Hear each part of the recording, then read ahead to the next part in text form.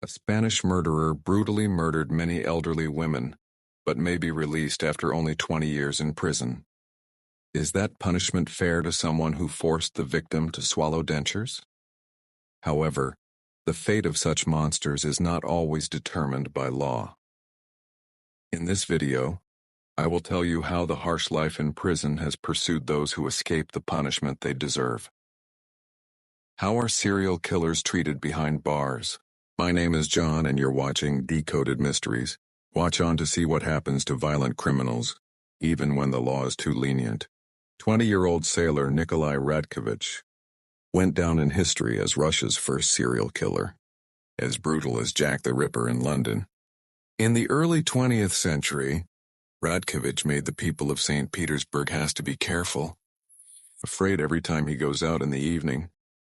In July 1909, the body of a brutally murdered girl was found on the Neva River.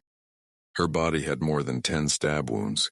The document identifies her as a prostitute, the first clue in the series of subsequent crimes. Not long after, 2 more women were found dead. Their bodies were dumped in cheap inns, and all evidence indicated that they also worked as prostitutes. In the last victim, the police counted up to 30 stabs, showing that the level of cruelty of the perpetrator is increasing.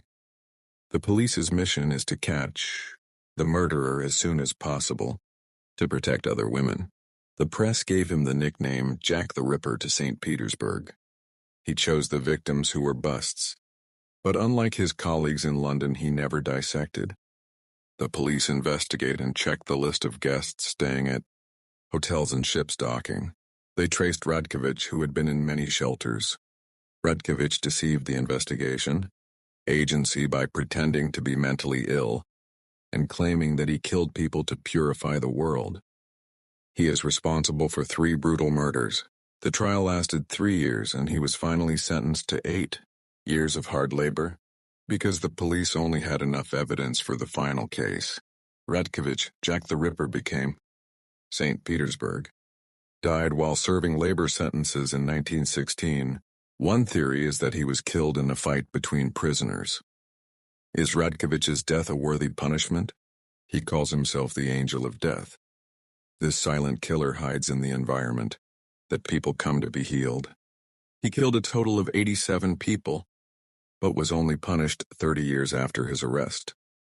Donald Harvey was born on April 15, 1952. His childhood was ruined by being sexually abused by his uncle. At the age of 18, he was raped by his roommate. His grandfather was seriously ill, and Donald went to the hospital to visit him every day. Not long after, he applied for a job at the hospital. 2 months after starting work, Donald killed the patient for the first time by crushing him with a pillow.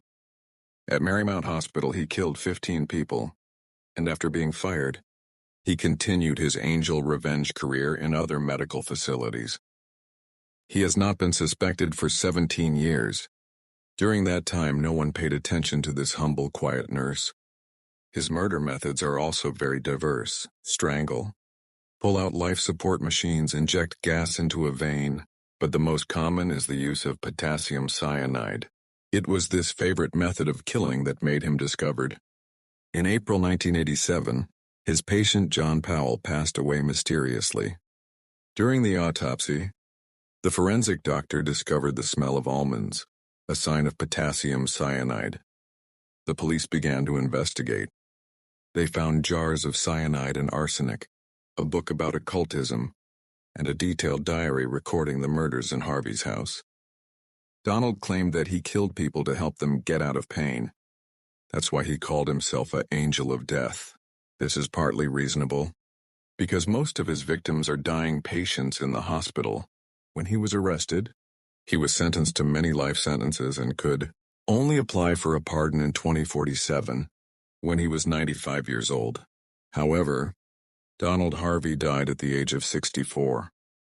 In March 2017, he was killed by a fellow prisoner at Toledo Prison, with whom he was serving his sentence.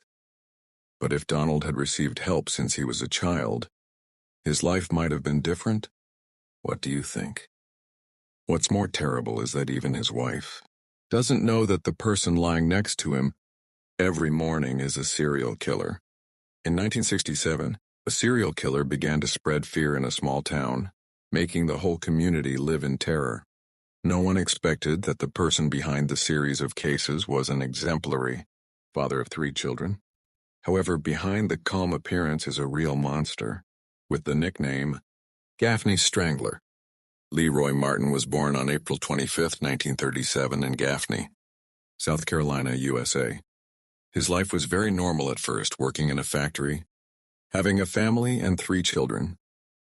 But in May 1967, Martin began to commit terrible crimes, starting with the murder of 2 young women. These cases ushered in a series of murders that lasted until February 1968. The victims are constantly disappearing, and Martin seems unable to be caught while continuing to hunt bloody prey. Police are embarrassed and people live in fear every day. While Martin was still free, an innocent man, the husband of the first victim, Annie Lucille Dedmond, was arrested. After catching the real murderer, this husband was released. On February 15, 1968, Leroy Martin was finally arrested. He was put on trial for the brutal murder of 2 women and 2 girls and sentenced to 4 life sentences. But he was never allowed to leave prison. On May 31, 1972, Martin was shot dead by another prisoner named Kenneth Rumsey. A surprise attack ended his life at the age of 35. Martin justifies his desire to kill by assuming that he has 2 personalities, one good and one bad, and he can't control that dark side. But is it possible to use the reason for multiple personalities to justify the brutal crimes? What do you think?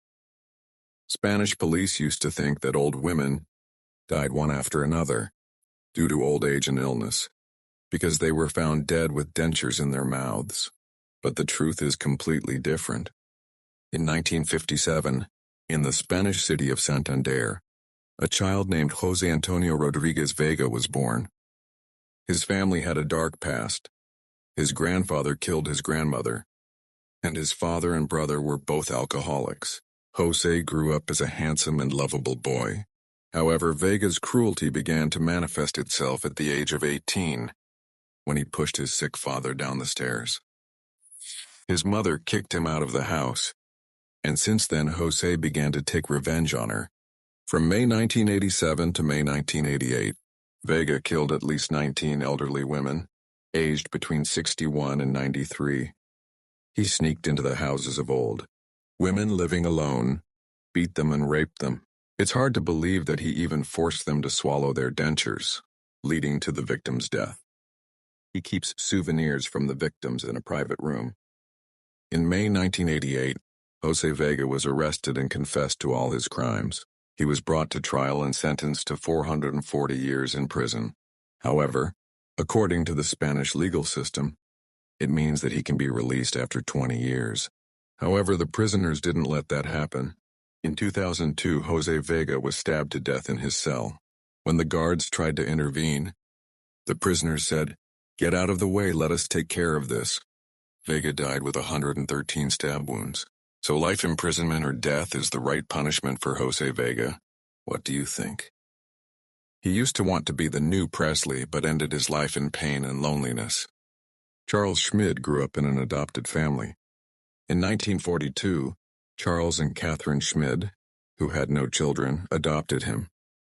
Schmid's biological mother abandoned him shortly after birth because he had a head injury. Charles is very short, only 1 meter 60 tall, and that makes him feel guilty. To be taller, he stuffed the folded newspaper into his shoes. To attract girls more, he even put a fake mole on his cheek. Because of the height complex, Charles gradually developed a heavy inferiority. He avoids his peers, instead making friends with teenagers, where he shows excessive confidence and always plays the role of leader. Charles started murdering in 1964, when he was 24 years old. Within 2 years, 4 young girls from 15 to 17 years old became his victims. He tortured, strangled them with guitar strings, and buried their bodies in the sand. In 1966, he was arrested and sentenced to death, but fate gave him a few more years when the state of Arizona canceled the death sentence and replaced it with 50 years in prison. However, Schmid refused to sit still and wait for death. In 1972, he made a daring escape, kidnapping an entire family hostage, but a few days later he was arrested again. In March 1975, Schmid was attacked by two other prisoners. Upon learning about his achievements, they decided to take action and stab him 75 times with a sharp pen. 10 days later, he died at the hospital in the prison. His mother refused to accept the body because she was afraid that her son's grave would be offended. Is such a death worth it? What do you think? Boston, early 60s. A series of mysterious murders shook the city. 13 women were found dead in the house, all of whom were sexually assaulted and strangled to death. The press called the culprit the Boston Strangled. The whole city plunged into panic because no one knew who would be the next victim. In 1967, the police arrested Albert DeSalvo for a series of sexual assaults. During the interrogation, he suddenly confessed that he was the Boston Strangler. However, his confession raises many questions. DeSalvo constantly confuses the details and misdescribes the crime scene. However, Albert DeSalvo was still sentenced to life imprisonment. And things became stranger after he was imprisoned. In prison, DeSalvo began to have unusual expressions. He said that he heard the voice in his head and saw his wife in the cell with him. However, these hallucinations did not stop him from selling opium cheaply to other prisoners, which led to conflicts with the people in the camp. On November 25, 1973, the conflict reached its peak. DeSalvo was found dead in his cell with multiple stab wounds on his body. No one knows whether DeSalvo is really the Boston Strangler or not. Many people believe that he did not act alone. The controversy about his true guilt still lasts to this day, but the truth is still, a person confessed to causing the death of 13 women, and he was punished.